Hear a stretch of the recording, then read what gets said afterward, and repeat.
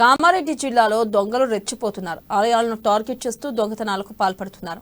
జిల్లా కేంద్రం వీక్లీ మార్కెట్లోని శ్రీ రాజరాజేశ్వరి దేవి ఆలయంలోని హుండీలను ధ్వంసం చేసి నగదును దోచుకెళ్లారు. అంతేకాకుండా అమ్మవారి తోరణాలను సైతం ఎత్తుకెళ్లారు. దొంగతనం దృశ్యాలు సీసీ కెమెరాల్లో రికార్డయ్యాయి. సీసీ కెమెరాలను సైతం దుండగులు ధ్వంసం చేశారు. అనంతరం శ్రీ రాజరాజేశ్వరి దేవి ఆలయ సమీపంలోని మత్తడి పోచమ్మ, ముత్యాలమ్మ ఆలయాల్లో చొరబడి హుండీలను ధ్వంసం చేసి అందులోని నగదును ఎత్తుకెళ్లారు. అలాగే ముత్యాలమ్మ విగ్రహాన్ని దుండగులు పక్కకు తీసి ప్రతిష్టాపన సమయంలో ఉంచిన విలువైన వస్తువులను ఎత్తుకెళ్లారు. సమాచారం అందుకున్న పోలీసులు సంఘటనా స్థలానికి చేరుకుని పరిశీలించారు.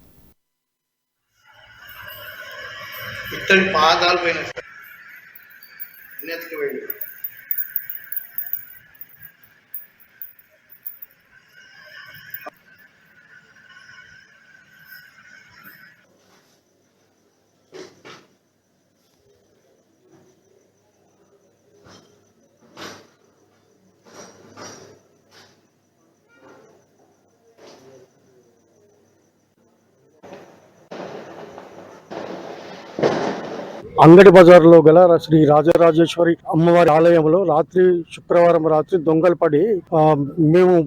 పడ్డారు. మేము ఉదయం 5:30కు వచ్చి చూసిన తర్వాత మా పూజారికి ఫోన్ చేసినాము. మేము వెళ్ళి చూసేసరికి 2 గల్లెపెట్టెలు ధ్వంసమై ఉన్నాయి.